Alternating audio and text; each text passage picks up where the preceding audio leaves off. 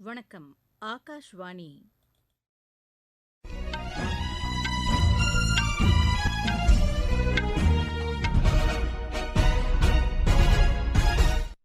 செய்திகள் வாசிப்பவர் ஜமீர் அக்தர். தலைப்புச் செய்திகள். பிரதமர் திரு நரேந்திர மோடி மக்களிடையே மனம் திறந்து பேசும் மன் கி பாத் நிகழ்ச்சி அகில இந்திய வானொலியில் இன்று காலை 11 மணிக்கு ஒலிபரப்பாகிறது.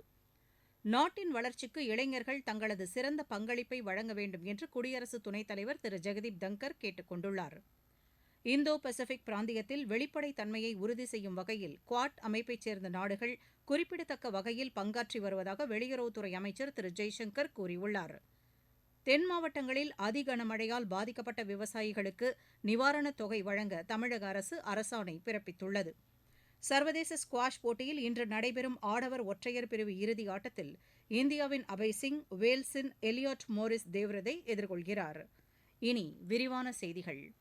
பிரதமர் திரு நரேந்திர மோடி மக்களிடையே மனம் திறந்து பேசும் மன் கி பாத் நிகழ்ச்சி அகில இந்திய வானொலியில் இன்று காலை 11 மணிக்கு ஒலிபரப்பாகிறது. நாட்டில் உள்ள அனைத்து வானொலி நிலையங்களும் இதனை அஞ்சல் செய்யும். பிரதமர் உரை முடிந்தவுடன் அதன் தமிழாக்கத்தை சென்னை அகில இந்திய வானொலி ஒலிபரப்புகிறது. இது இரவு 8 மணிக்கு மறு ஒலிபரப்பும் செய்யப்படுகிறது. தமிழகம் மற்றும் புதுச்சேரியில் உள்ள அனைத்து வானொலி நிலையங்களும் இதனை அஞ்சல் செய்யும். வளர்ச்சியடைந்த இந்தியாவுக்கு இளைஞர்களின் பங்கு உறுதுணையாக இருக்கும் என்று குடியரசு துணைத் தலைவர் திரு ஜெகதீப் தங்கர் தெரிவித்துள்ளார். தில்லி பல்கலைக்கழகத்தின் 100வது பட்டமளிப்பு விழாவில் கலந்து கொண்டு உரையாற்றிய அவர், நாட்டின் வளர்ச்சிக்கு இளைஞர்கள் தங்களது சிறந்த பங்களிப்பை வழங்க வேண்டும் என்று கேட்டுக் கொண்டார். கொள்கைகளை வகுப்பதில் உள்ள சவால்களும் தொழில்நுட்ப வளர்ச்சியும் நாட்டை கட்டமைப்பதில் முக்கிய அம்சங்களாக உள்ளது என்று அவர் குறிப்பிட்டார். இளைஞர்களுக்கான வாய்ப்புகள் அவர்களது திறனை மேம்படுத்த உதவிடும் என்று அவர் கூறினார். இளைஞர்கள் நாட்டு நலனில் அக்கறை செலுத்த வேண்டும் என்று திரு ஜெகதீப் தங்கர் கேட்டுக் கொண்டார். ஆயுத தளவாட ஏற்றுமதியில் அடுத்த 4 ஆண்டுகளுக்குள் 50,000 கோடி ரூபாய் என்ற இலக்கு எட்டப்படும் என்று பாதுகாப்புத்துறை அமைச்சர் திரு ராஜ்நாத் சிங் நம்பிக்கை தெரிவித்துள்ளார். புதுதில்லியில் தனியார் செய்தி நிறுவனம் ஏற்பாடு செய்த நிகழ்ச்சியில் கலந்து கொண்டு பேசிய அவர், பாதுகாப்பு தளவாட உற்பத்தியில் ஆண்டு ஒன்றுக்கு 3 லட்சம் கோடி ரூபாய் என்ற இலக்கு எட்டப்படும் என்று எதிர்பார்க்கப்படுவதாக கூறினார். ஆயுத தளவாடங்களை உள்நாட்டிலேயே உற்பத்தி செய்வதற்கான பட்டியல் தயாரிக்கப்பட்டு அவற்றின் உற்பத்திக்கான நடவடிக்கைகள் மேற்கொள்ளப்பட்டு வருவதை அவர் சுட்டிக்காட்டினார். மேலும் 4600 வகையான தளவாடங்கள் பொதுத்துறை நிறுவனங்களால் உற்பத்தி செய்யப்பட உள்ளதாக அவர் கூறினார். பாதுகாப்புத் துறையை தன்னிறைவு பெற்ற துறையாக உருவாக்கும் வகையில் நீண்டகால அடிப்படையிலான சீர்திருத்த நடவடிக்கைகள் மேற்கொள்ளப்பட்டு வருவதாக அவர் தெரிவித்தார். வரும் 2047ஆம் ஆண்டுக்குள் வளர்ச்சியடைந்த இந்தியாவை உருவாக்குவதற்கான நடவடிக்கைகளில் மத்திய அரசு முனைப்புடன் செயல்பட்டு வருவதாக அவர் கூறினார். நடப்பு நிதியாண்டில் மூலதன கொள்முதலுக்காக 4,35,000 கோடி ரூபாய்க்கும் அதிகமாக கொள்கை அளவில் இதுவரை ஒப்புதல் அளிக்கப்பட்டுள்ளதாக அவர் கூறினார்.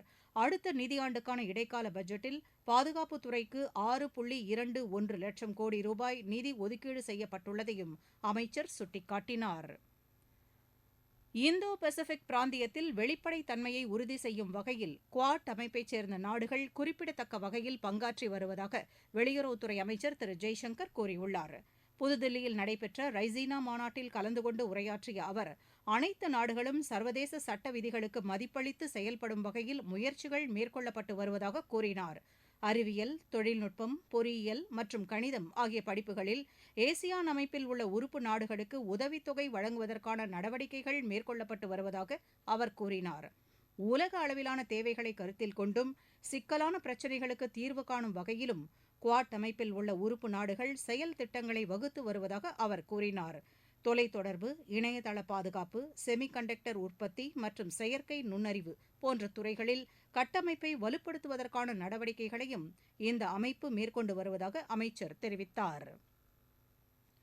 நாடாளுமன்றத்தில் நிறைவேற்றப்பட்டுள்ள 3 புதிய குற்றவியல் சட்டங்கள் வரும் ஜூலை 1ஆம் தேதி முதல் அமலுக்கு வரும் என்று மத்திய அரசு கூறியுள்ளது. இதற்கான அறிவிக்கையை மத்திய உள்துறை அமைச்சகம் வெளியிட்டுள்ளது. ஏற்கனவே நடைமுறையில் இருந்த இந்திய குற்றவியல் சட்டம், இந்திய குற்றவியல் நடைமுறை விதிகள், இந்திய சாட்சியங்கள் சட்டம் ஆகிய 3 சட்டங்களுக்கு பதிலாக இந்த புதிய 3 குற்றவியல் சட்டங்கள் கடந்த டிசம்பர் மாதம் நாடாளுமன்றத்தில் நிறைவேற்றப்பட்டது குறிப்பிடத்தக்கது. உத்தரப்பிரதேச மாநிலத்தில் காவலர் பணியிடங்களுக்கு கடந்த 17 மற்றும் 18ஆம் தேதிகளில் நடைபெற்ற தேர்வுகள் ரத்து செய்யப்படுவதாக அம்மாநில அரசு அறிவித்துள்ளது.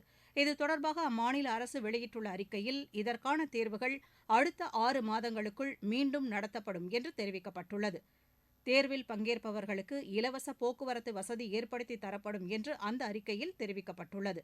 தேர்வு நடைமுறைகளில் உள்ள குளறுபடிகள் குறித்து முழுமையான விசாரணைக்கு உத்தரவிடப்பட்டுள்ளதாகவும் தவறு செய்தவர்கள் மீது கடும் நடவடிக்கை மேற்கொள்ளப்படும் என்றும் அதில் தெரிவிக்கப்பட்டுள்ளது. நீங்கள் கேட்டுக்கொண்டிருப்பது ஆகாஷவாணியின் செய்தி அறிக்கை. மக்களவைத் தேர்தல் 2024 சென்னை அகில இந்திய வானொலியின் மாநில செய்திப் பிரிவு வழங்கும் மக்களவைத் தொகுதிகள் குறித்த கண்ணோட்டம். மக்களவைத் தொகுதிகள் குறித்த விவரங்களை முழுமையாக வழங்கும் இந்த நிகழ்ச்சி இரவு மணி 8:05 முதல் 8:20 வரை நாள்தோறும் இதே அலைவரிசையில் ஒலிபரப்பாகிறது. உங்கள் தொகுதி குறித்த விவரங்களை அறிந்து கொள்ள உதவும் இந்த நிகழ்ச்சியை கேட்க தவறாதீர்கள்.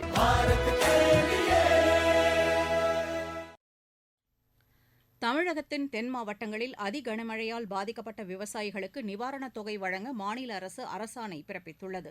இது தொடர்பாக மாநில அரசு வெளியிட்டுள்ள அறிக்கையில், கடந்த ஆண்டு டிசம்பர் மாதம் 17 மற்றும் 18ஆம் தேதிகளில் அதிகனமழை பெய்ததன் காரணமாக மக்களின் வாழ்வாதாரம் பாதிக்கப்பட்டதுடன் வேளாண் மற்றும் தோட்டக்கலை பயிர்களுக்கும் பொது மற்றும் தனியார் கட்டமைப்புகளுக்கும் பெரும் சேதம் ஏற்பட்டதாக அதில் குறிப்பிடப்பட்டுள்ளது. இதன்படி அதிகனமழையால் பாதிக்கப்பட்ட 8 மாவட்டங்களைச் சேர்ந்த 2,60,909 விவசாயிகளுக்கு 202 கோடி ரூபாய் மதிப்பிலான நிவாரண உதவி வழங்கப்படும் என்று அதில் குறிப்பிடப்பட்டுள்ளது.